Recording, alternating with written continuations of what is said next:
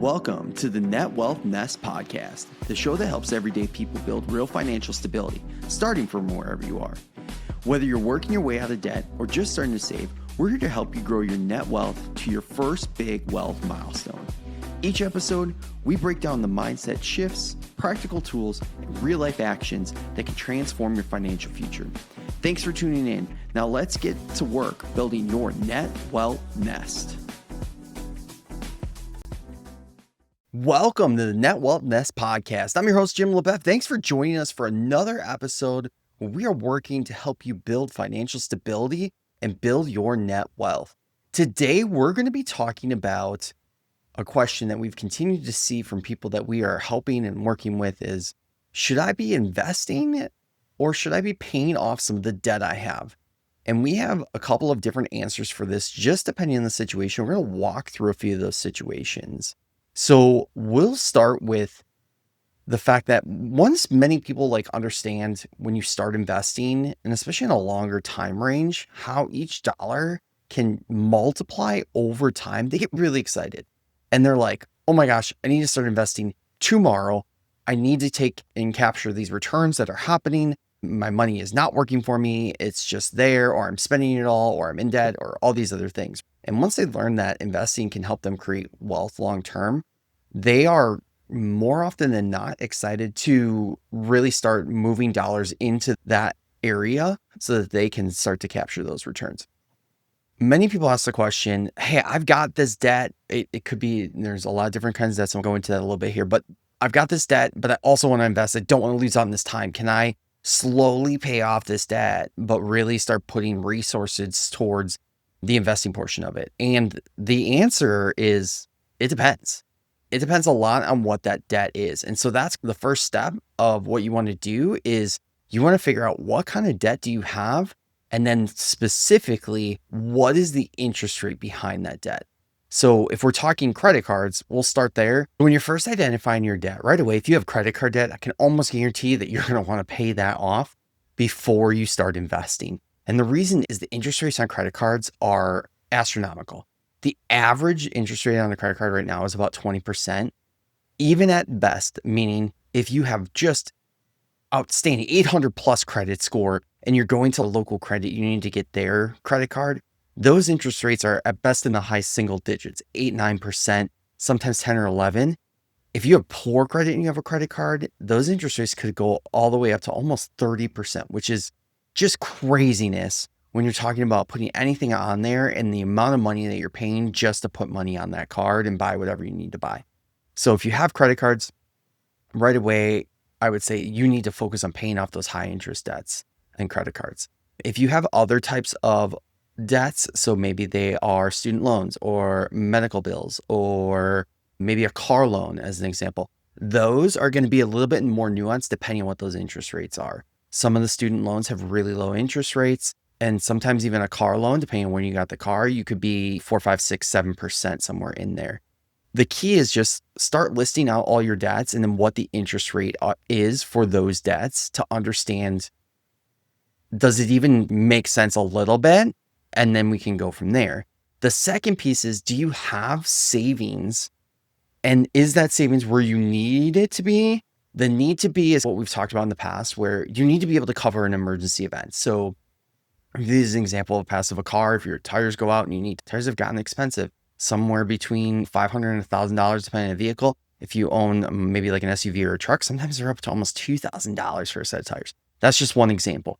Things like if you own a home and your water heater goes out, that's $1,000. Those types of emergency expenses you want to have covered. So making sure that you have at minimum $1,000. Really, if you can get to that $1,500 as a baseline emergency expense, really the starting point of where you want to be. Then beyond that, you should be looking at covering either months of pay or even deductibles. So one thing to think about too is, let's say you have a deductible of $2,000 for your job's health insurance, or if your job is providing health insurance for you, you'd want to try to get to that $2,000. Or maybe your expenses are around $2,500 a month, then you should be shooting to get to that $2,500 and really trying to get between 3 and 6 months of that. And we talked about that in our emergency savings podcast. So if you want to learn more about that, I'll link the episode in the show notes. But that's a great episode to learn just about the savings piece of it.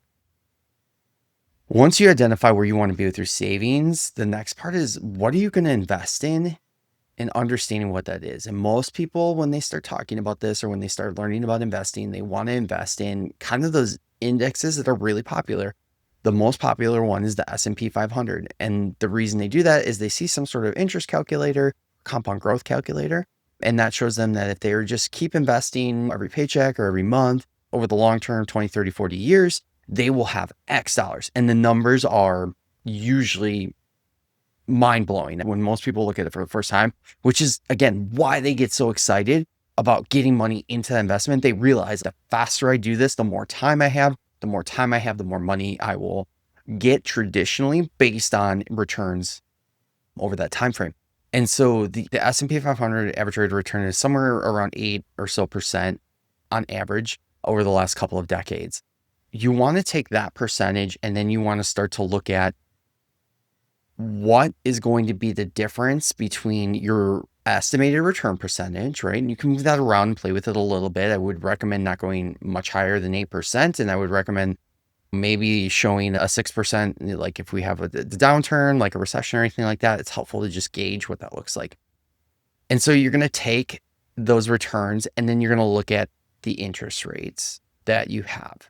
The interest rates are higher than the investing. You should be focusing on getting those interest rate cards, loans, whatever they might be, bills paid down as quickly as you possibly can. Because no matter if you hit the average or even a little bit above the average in your investing portfolio, you are just giving back those returns to a bank by paying them interest on an amount you already owe. So the key is get rid of your high interest debt as fast as possible.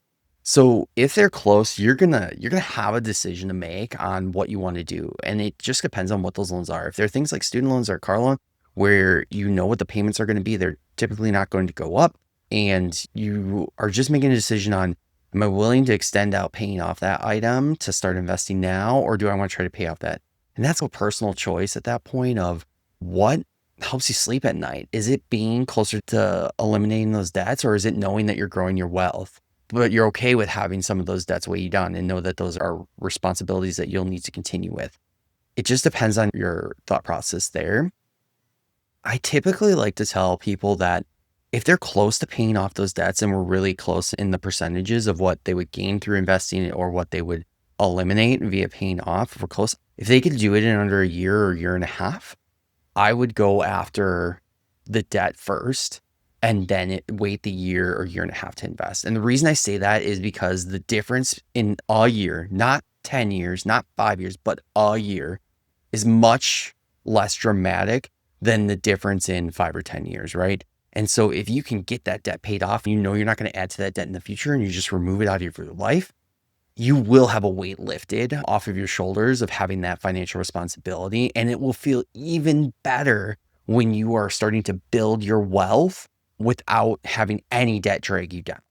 Now, if the debts are significantly lower, let's say you have a car loan and it's at 4% as an example. It actually does make sense to just pay off that car at the current time frame it is and use those extra funds to invest because you're going to be gaining more money through those investments.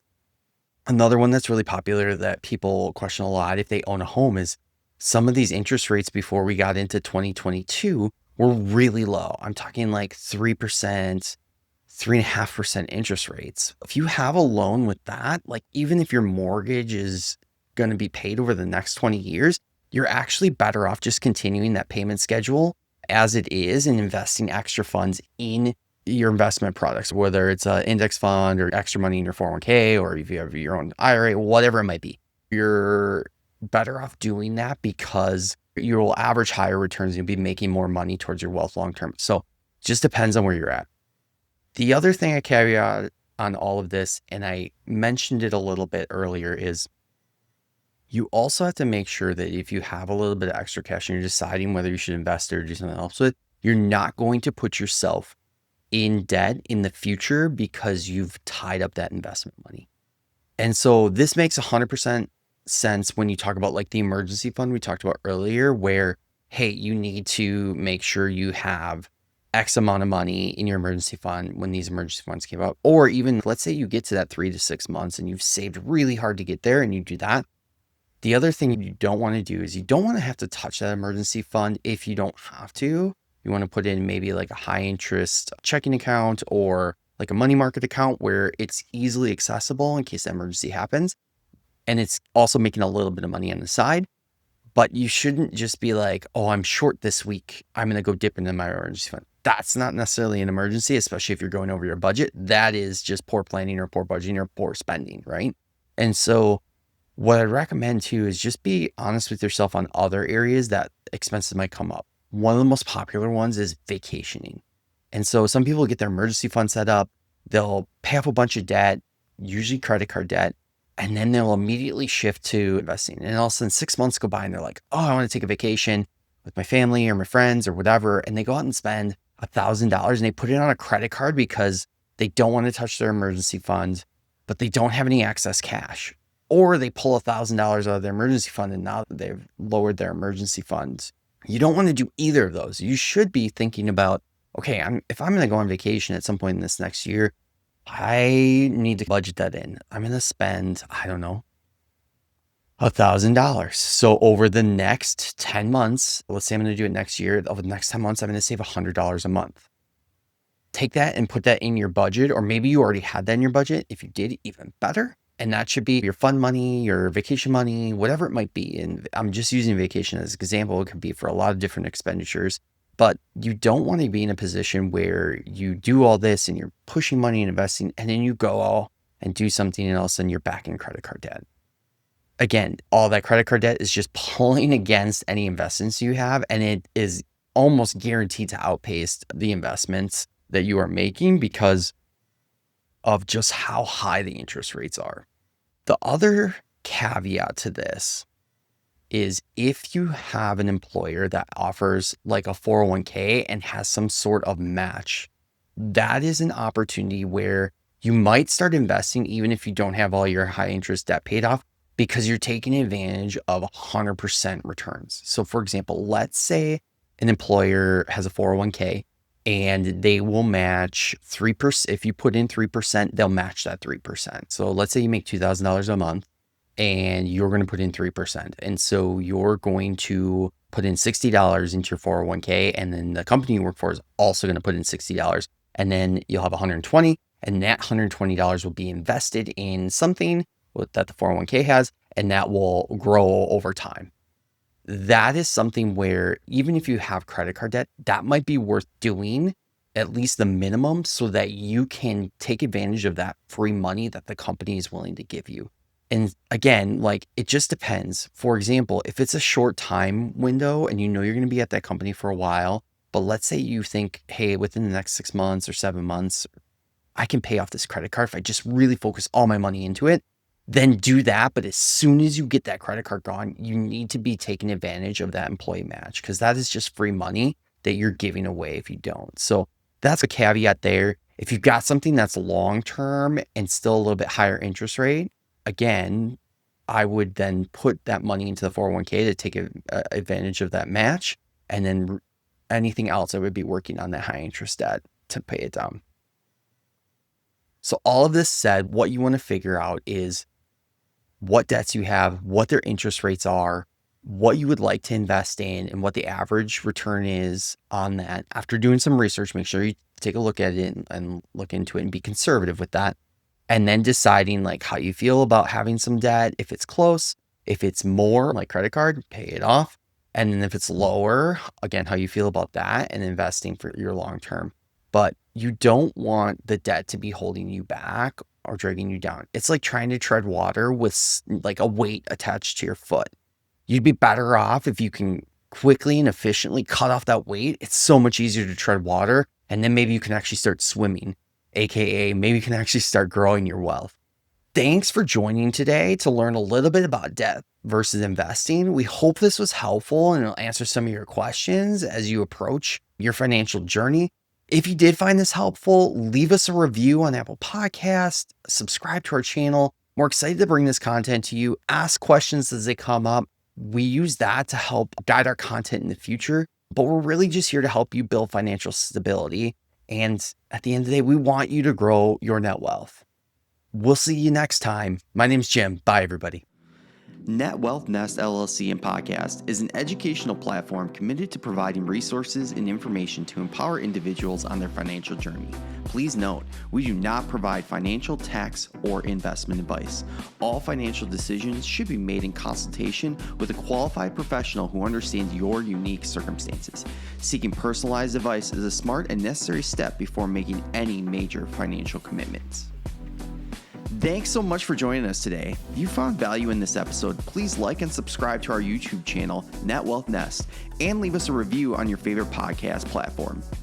We read every comment, and they help us improve and guide what topics we dive into next. And hey, if something you heard today resonated with you, don't keep it to yourself. Share it with a friend, a family member, a coworker, your barber, your barista, even a stranger in line. You never know who might need this message. Remember, building net wealth is a journey, but you don't have to do it alone. Stick with us, and together, let's grow your net wealth nest.